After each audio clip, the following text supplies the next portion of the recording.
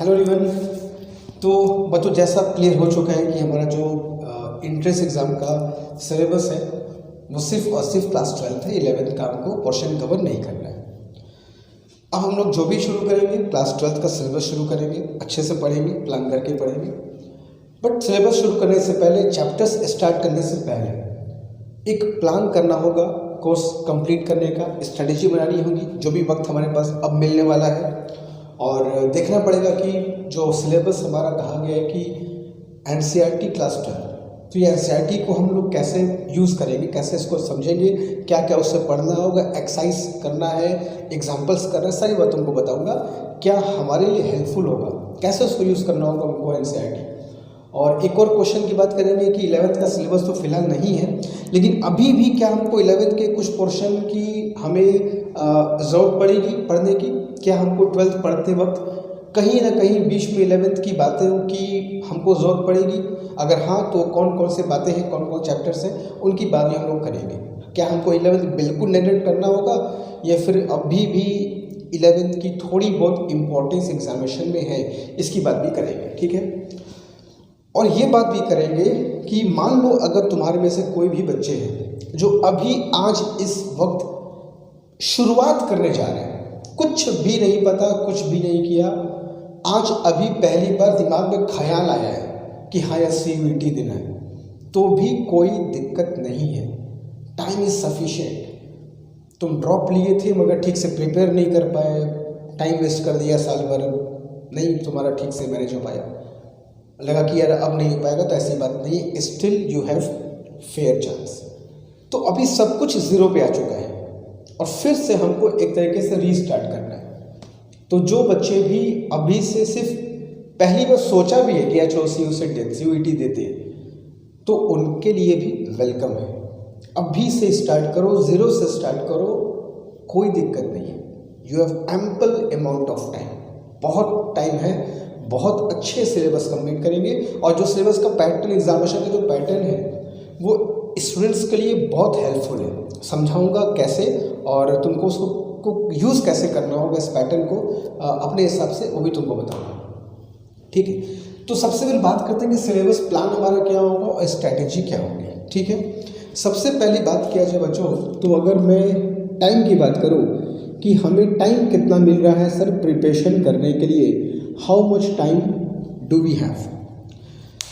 मार्च ख़त्म है, 2-3 दिन बचे हैं, ऑलमोस्ट मार्च ख़त्म है। अप्रैल, मई, जून, ये पूरा 3 महीने तुम्हारे पास है। मैं मानता हूँ चलो जुलाई फर्स्ट वीक में एग्जामिनेशन होगा, तो लास्ट का 1 हफ्ता मान लो रिवीजन वगैरह के लिए मैंने बुक कर दिया। जो 3 महीने तक तुम्हारे पास सॉलिड बचे हुए हैं, पूरा अप्रैल, मई और जून, ये 3 महीने के अगर मैं टोटल 90 डेज ले लूँ, तो क्या सर ये 90 डेज हमारे लिए सफिशिएंट है? तो मैं कहूँगा बच्चों मोर देन सफिशिएंट है, मोर देन सफिशिएंट है। अगर आज अभी तुम ज़ीरो से भी स्टार्ट करोगे तो 90 डेज में, अच्छा एक बात और, मैं अभी आज सिलेबस सिर्फ फिजिक्स की बात कर रहा हूँ कि फिजिक्स को कैसे हम लोग हैंडल करेंगे। अभी नेक्स्ट क्लास में मैं तुमको केमिस्ट्री के बारे में बताऊँगा। सबका अपना अलग अलग कनेक्शन होगा।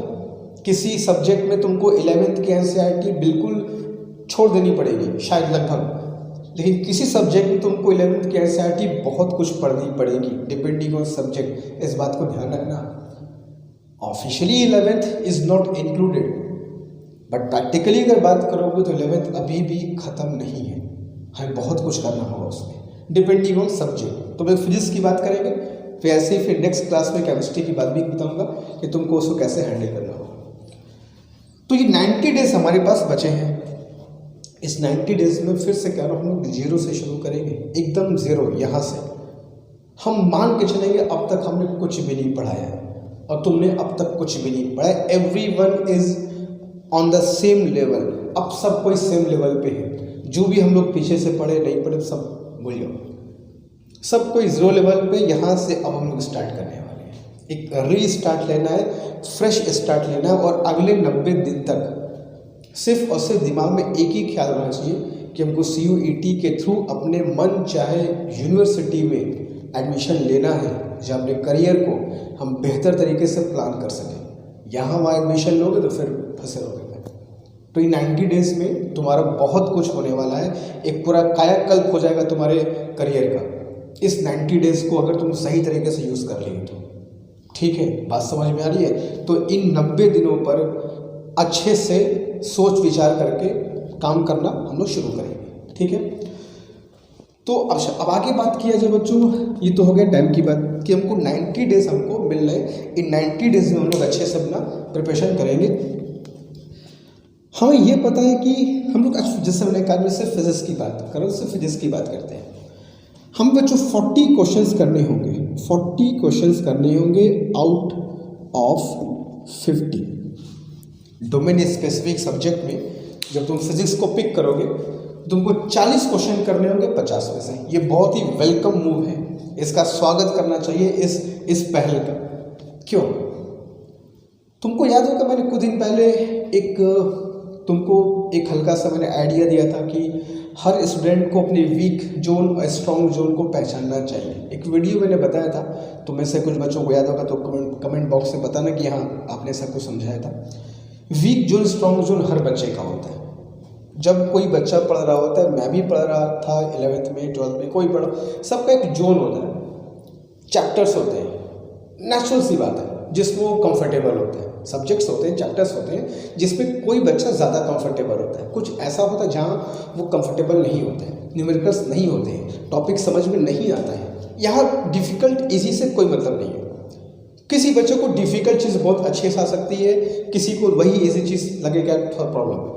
तो डिफ़िकल्ट इजी से मतलब नहीं है, किसी बच्चे का अपना अलग, किसी बच्चे का अपना अलग होता है। अब 40 क्वेश्चन आउट ऑफ 50 करने हैं। फॉर एग्जाम्पल, तुम में से किसी बच्चे को रे ऑप्टिक्स में थोड़ा प्रॉब्लम है, रे ऑप्टिक्स में डायग्राम समझ में नहीं आता, क्वेश्चंस न्यूमेरिकल नहीं होते, साइन कन्वेंशन नहीं बैठता, सब गलत हो जाता है, लेंस के क्वेश्चन नहीं बनते, पूरे इमेज का कॉन्सेप्ट क्लियर नहीं है, मतलब रे ऑप्टिक्स मतलब पूरा मेस्ड अप हो रखा है और 3-4 क्वेश्चन रे ऑप्टिक्स से आने को एकदम तैयार बैठे हैं। तो अब हमारे दिमाग में बात क्लियर, रे ऑप्टिक्स मेरा थोड़ा सा वीक जोन है।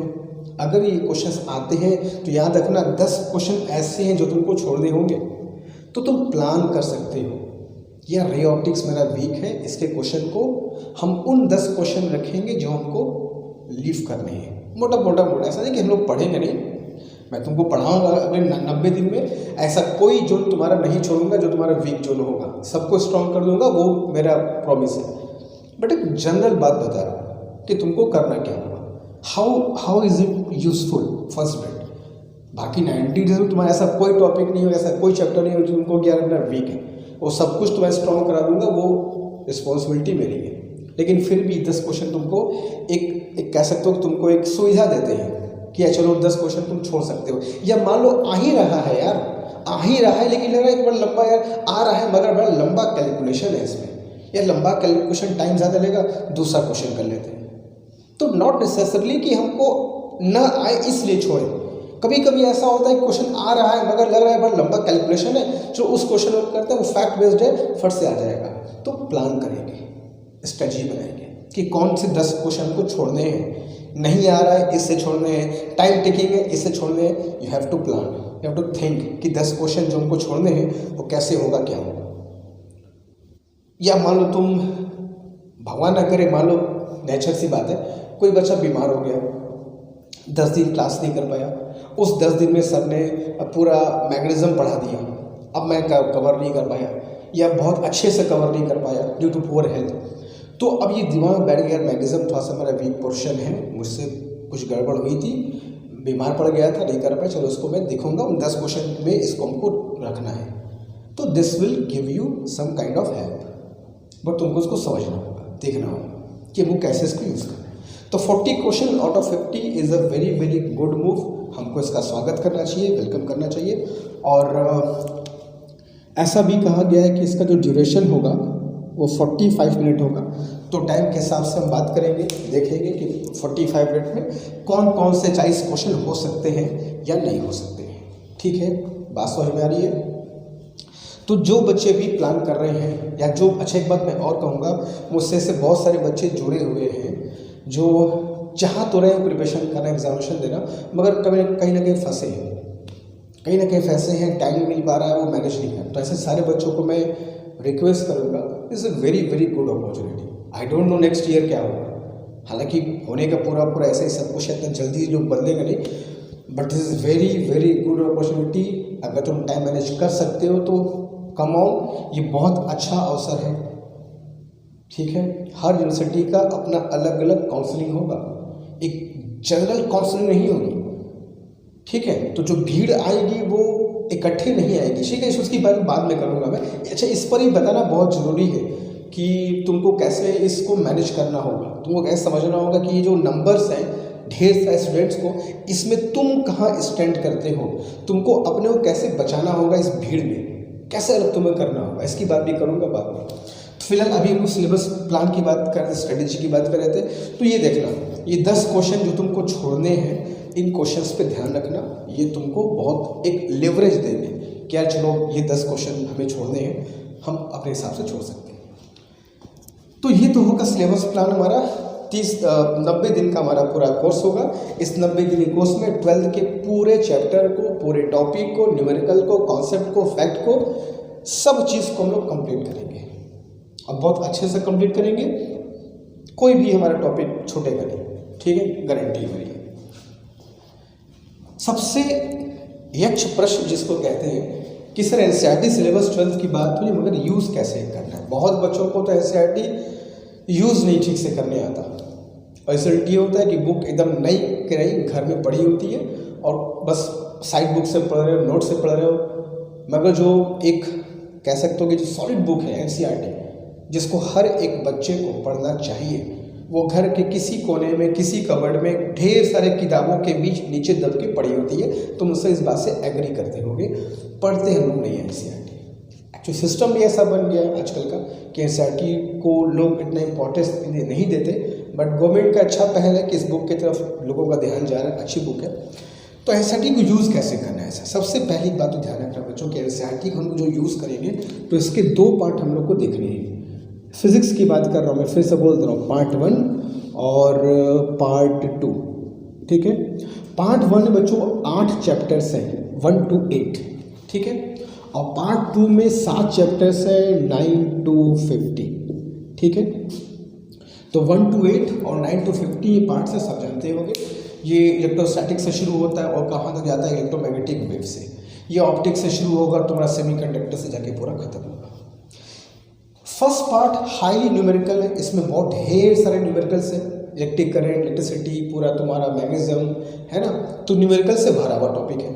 इसमें रे ऑप्टिक्स तक तो न्यूमेरिकल है, कुछ वे ऑप्टिक्स में है, बाकी आगे थोड़े से न्यूमेरिकल्स थोड़े से कम हो जाएंगे, एक तुम्हें कंफर्ट जोन मिलेगा वहाँ पर। सेमीकंडक्टर्स बहुत अच्छा चैप्टर है, तुमको मैं बता रहा हूँ कि इस पूरे पैटर्न में semiconductor chapter is very very important है, बहुत इंपॉर्टेंट है। इस तुम्हारे CUET के लिए बच्चों फिजिक्स में सेमीकंडक्टर तुम्हारे लिए कह सकते हो कि भगवान की तरह आएगा। तुम देखना, जिस बच्चे ने सेमीकंडक्टर अच्छे से समझकर पढ़ करके फैक्ट बेस्ड क्वेश्चन भी आते हैं इस पे करके गया, वो एकदम झंडे गाड़ कर आएगा, तुम देखना। तो ये याद रखना कि सेमीकंडक्टर में बहुत अच्छे से पढ़े, बहुत अच्छे से पढ़ाऊंगा तुमको, बहुत अच्छे से डिटेल में टाइम लेकर के एक एक चीज़ बताऊंगा। किसी को बैठा कर तुम पढ़ा सकते हो, बट थोड़ा वक्त लगेगा उसमें, एकदम घबराना नहीं। तो 1 से 8 चैप्टर में न्यूमेरिकल्स बहुत ज़्यादा होंगे। अब तक तुम जानते हो कि मैं जब भी पढ़ाता हूँ तो मेरा कॉन्सेप्ट पे ज़्यादा जोर रहता है। अब तक कितना पढ़ करके तुम समझ लो कि मेरा पढ़ाने का तरीका क्या है कि मैं कॉन्सेप्ट पे बहुत ध्यान देता हूँ। एक बार बच्चे कॉन्सेप्ट क्लियर हो गया तो फिर कोई दिक्कत नहीं है। तो 1 to 8 चैप्टर्स जो है कॉन्सेप्चुअल है, हाईली कॉन्सेप्चुअल है, न्यूमेरिकल से भरे पड़े हैं, एक से एक कॉन्सेप्ट है, थोड़ा वक्त लगेगा, न्यूमेरिकल है, इस बात को ध्यान रखना। और ये तो हम थोड़ा सा कह सकते हो कि कंपेरेटिवली टाइम थोड़ा कम लेगा हमारा सेकेंड पार्ट। तो हम लोग पढ़ेंगे एक एक चैप्टर, आगे देखेंगे कैसे इसको यूज़ करना है। दूसरी बात करते हैं कि सर हमको एनसीईआरटी में पढ़ना क्या होगा। तुमको मैं सब कुछ पढ़ाऊँगा, एवरीथिंग जैसा कि है। तुम्हें क्या करना होगा अपने से, तुम्हें अपने से एनसीईआरटी के चैप्टर्स को खुद से पढ़ना होगा। बुक पढ़ने की आदत डाल, एनसीईआरटी की बुक पढ़ाया, शायद कोई ऐसा नहीं होगा पर्सन तुमको जो बोलता होगा कि तुम बुक पढ़ो। सब कहते हैं चलो मैं तुमको सब कुछ पढ़ाऊँ, मैं तुमको बोलूँगा मैं पढ़ाऊँगा, लेकिन मैं तुम्हारा भला भी करूँगा। मैं तुमको ऐसा कभी नहीं बनाऊँगा कि तुम किसी पर डिपेंडेंट रहो, मुझको तुमको इंडिपेंडेंट बनाना है। तो मैं हमेशा तुमसे कहूँगा बुक पढ़ो। कोई कितना भी अच्छा टीचर तुमको मिल जाए, एकदम भगवान की तरह तुमको टीचर मिल जाएगा, हाँ बहुत अच्छा टीचर है, मज़ा आ गया, फिर भी बुक का साथ मत छोड़ना, इस बात को एकदम गांठ बांधना। तो बुक सारे बच्चे पढ़ेंगे, कोशिश कर दिन में 1 घंटे आधी घंटे जो वक्त मिले एक बार चैप्टर पढ़ लिया। क्या कहते, क्योंकि फैक्ट बेस्ड क्वेश्चन आने वाले हैं बहुत ज़्यादा। साइंटिस्ट के वर्क से आएगा, किस साइंटिस्ट ने कहाँ पे काम किया है, रदरफोर्ड का क्या काम था, डी ब्रॉगली का क्या काम था, सबके क्या क्या इन्वेंशंस थे, सबके क्या क्या डिस्कवरी थी, ये सब क्वेश्चन आएंगे। जैसे मैच द कॉलम आया था ना कि एक तरफ साइंटिस्ट होगा, एक तरफ उसका डिस्कवरी होगा, तो उनको मैच करना होगा। तो ये सब क्वेश्चन में प्रिपेयर करना होगा। कैसे प्रिपेयर होगे, पढ़ोगे। एनसीईआरटी बुक जब देखो कभी कभी कॉलम में ब्लू कलर से दिया होता है ब्लॉक, जहाँ पर साइंटिस्ट और उसके पूरे वक्त दिए होते हैं, कब उसने क्या क्या काम किया, कब पैदा हुआ, कब मरा, सब कुछ दिया होता है ना। तो सब कुछ उसको पढ़ना, देखना, नोट डाउन करना। हर साइंटिस्ट के बारे में जानना भी चाहिए यार, फॉरगेट अबाउट एग्जाम। तुम अगर साइंस के स्टूडेंट हो तुमको जानना चाहिए कि साइंटिस्ट ने कब क्या किया था, ठीक है। चलो, तो ये एक ज़्यादा का फैक्ट बेस्ड क्वेश्चन तुमको देख रहे होंगे, एनसीईआरटी बुक पढ़ना। दूसरी चीज़ सर, क्या हमको सबसे इम्पोर्टेंट चीज़ कि एनसीईआरटी के क्या एक्सरसाइज हमको ज़रूरी पड़ेगी, क्या एक्सरसाइज हमको लगाना है। सुनो, न्यूमेरिकल तो मैं तुमको इतना ज़्यादा करा दूंगा कि तुमको ज़रूरत नहीं पड़ेगी, लेकिन फिर भी 2 काम करना है। एनसीईआरटी में एक होता है एक्सरसाइज, एक होता है एडिशनल एक्सरसाइज। सीयूटी का सिलेबस एडिशनल एक्सरसाइज नहीं आएगा, एकदम क्लियर तुमको बता रहा हूँ। जो भी पैटर्न है, सिलेबस है, जो चीज़ें चल रही हैं, एडिशनल एक्सरसाइज जो होते हैं फिजिक्स में एनसीईआरटी में, वो अगर तुम स्किप कर दोगे तो कोई दिक्कत नहीं है। जो थोड़ी बहुत ज़रूरत होगी उसके लिए मैं भी बता दूंगा, ठीक है। एक्सरसाइज के क्वेश्चन मैं तुम्हें कराऊंगा, जो न्यूमेरिकल मैं कराऊंगा उसमें एनसीईआरटी के एक्सरसाइज के क्वेश्चंस भी होंगे और एनसीईआरटी के एग्जाम्पल्स भी मैं तुम्हें कराऊंगा, ठीक है। तो एग्जाम्पल्स और एक्सरसाइज एनसीईआरटी के हमको ये करने होंगे। अगर 60% 70% भी कर लेंगे तो सफिशिएंट है, उसके आधार पर सब कुछ हमारा हो जाएगा। बाकी एडिशनल वाला हमको नहीं करना है। क्लियर है एनसीईआरटी कैसे यूज़ करना होगा। हमें फैक्ट बेस्ड क्वेश्चन पढ़ने होंगे, साइंटिस्ट और उनके जो भी इन्वेंशंस उनको देखने होंगे, एक्सरसाइज एग्जांपल्स सारे हमको देखने होंगे। मैं तुम्हें खुद कराऊंगा, कुछ बाहर से भी कराऊंगा। एक्सरसाइज में नॉर्मल वाला एक्सरसाइज कर लेंगे, एडिशनल वाला हमको जरूरत नहीं है, ठीक है। तो एनसीईआरटी को इस तरीके से हम अगर यूज़ करेंगे तो पूरा सिलेबस हम लोग कंप्लीट कर लेंगे और जो भी क्वेश्चन आएगा हमसे कहीं भी छूटेगा नहीं। लॉजिकल क्वेश्चन आएगा, कॉन्सेप्चुअल आएगा, न्यूमेरिकल आएगा, सब कुछ हम लोग कवर कर लेंगे अगर ये 2-3 बातों का हम ध्यान देंगे तो, ठीक है। तो याद रखना एनसीईआरटी थोड़ी बहुत ही सही, मगर पढ़ने की हैबिट डाल देना, तुमको बहुत हेल्प करेगा। सिर्फ फिजिक्स की बात कर रहा हूँ, बाकी केमिस्ट्री और बायो में तो एनसीईआरटी तो मतलब भगवान है तुम्हारा। बायो वालों को तो मतलब इधर उधर देखना ही नहीं चाहिए, सिर्फ चुपचाप एनसीईआरटी पढ़ो, कोई भी एग्जाम दो ना यार, क्या फ़र्क पड़ता है। एंड कुछ हद तक केमिस्ट्री में तो जो बच्चे भी बायो के हैं वो तो एकदम भूल जाओ, तुमको कुछ कहीं और देखने की ज़रूरत है। एनसीईआरटी उठाओ, पूरा एकदम ख़त्म कर दो उसको। केमिस्ट्री में बहुत कुछ है, फिजिक्स चूँकि न्यूमेरिकल ज़्यादा होते हैं इसलिए न्यूमेरिकल तो कहीं से भी आ सकता है। तो केमिस्ट्री और बायो तो मतलब एनसीईआरटी तुमको के अलावा कहीं देखना ही नहीं होगा। मैथ्स में एनसीईआरटी के अलावा बाहर से बहुत कुछ चीज़ें तुमको पढ़नी पड़ेंगी। अभी फिलहाल फिजिक्स की बात करते हैं, ठीक है।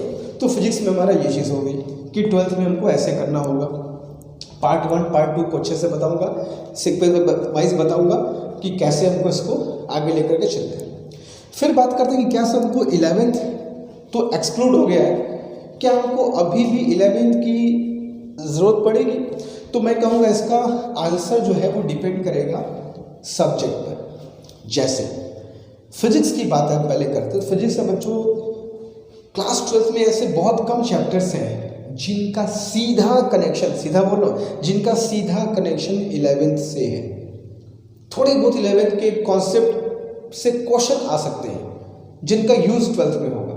सीधा कॉन्सेप्ट नहीं है कि यार हम सेंटर ऑफ मास अगर नहीं पढ़ेंगे तो हमको इलेक्ट्रिसिटी समझ में नहीं आएगी, अगर हम लोग हीट एंड थर्मोडायनेमिक्स नहीं पढ़ेंगे तो हमको मैग्नेटिज्म समझ में नहीं आएगा। ऐसा रिलेशन नहीं है, बड़े आराम से खूब समझ में आएगा।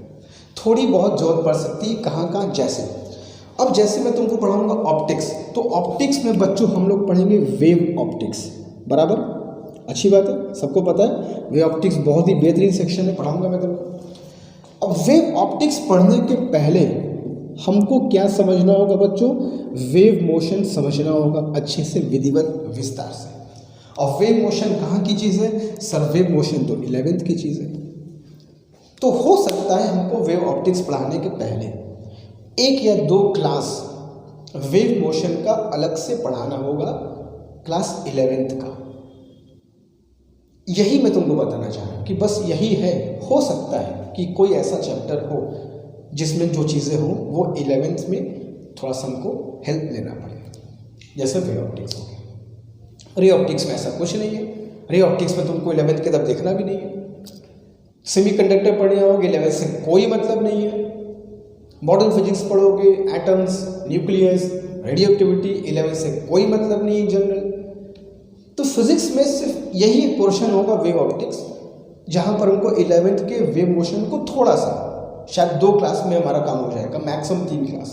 तो 2-3 क्लास मुझको लगेगी 11th की वेव मोशन को पढ़ाऊंगा। लेकिन हो सकता है केमिस्ट्री में इससे ज़्यादा हो, ये तो फिजिक्स की बता। अब केमिस्ट्री में तुम पढ़ रहे हो P block, D block, F block class 12th में। अब एस ब्लॉक 11th में है, तुमको देखना होगा। ऑर्गेनिक केमिस्ट्री 2 पार्ट में बटी हुई है, शायद बिना 11th को पढ़े 12th कंप्लीट ना होगा। तो केमिस्ट्री में चीज़ें अलग होंगी, बायो में भी चीज़ें अलग होंगी। अभी तुमको फिजिक्स का बता। तो फिजिक्स में अगर मुझे कोई क्वेश्चन पूछे कि do we still need to study 11th, not at all, बिल्कुल नहीं। छोटी मोटी चीज़ें होंगी उसके लिए मैं बता दूंगा 11th में यहाँ से ये है, इसको 12th में ऐसे यूज़ करना है। तो इस तरीके से बच्चों फिजिक्स का हमको प्लान करना है।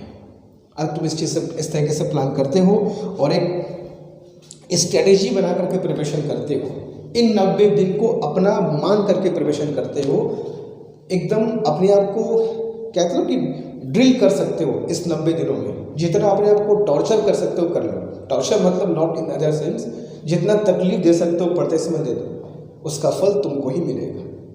जब एक डिज़ायर्ड यूनिवर्सिटी में जाओगे और तुमको करियर ऑप्शंस मिलेंगे जहाँ तुम कहीं भी जा सकते हो, मतलब एक खुला आसमान तुमको मिल जाएगा, हमेशा मैं कहता हूँ। तो फिर तुमको समझ में आएगा कि वो 90 दिन को तुमने जो अपने आप को इतना कष्ट दिया था उसका तुमको फल क्या मिला।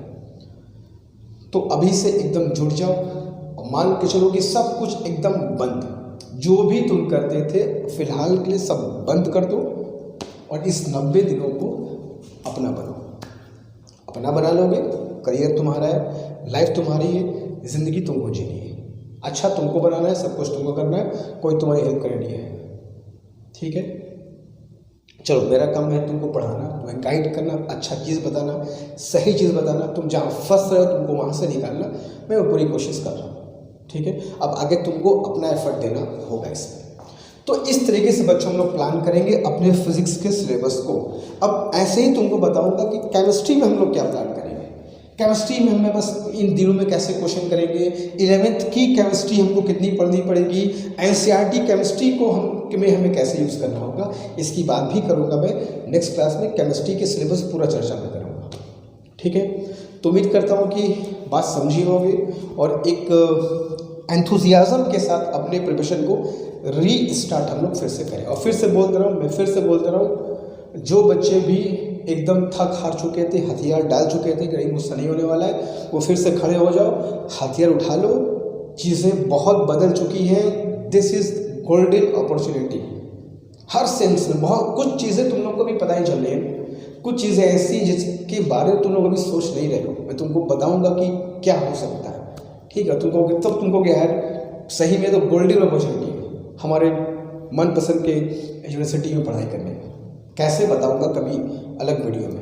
ठीक है, चलो आज स्टॉप करता हूँ और नेक्स्ट क्लास में आऊँगा तो कुछ केमिस्ट्री की बात करूँगा और सिलेबस भी बहुत जल्दी शुरू करूँगा। एकदम सिलेबस के लिए परेशान मत लो, बहुत जल्दी शुरू करें, बट एक प्लान कर लें, समझ लें, सीख लें, फिर शुरू करते हैं। ठीक है, तो आज की सिर्फ इतना ही, मिलते हैं इस क्लास में। Thank you so much.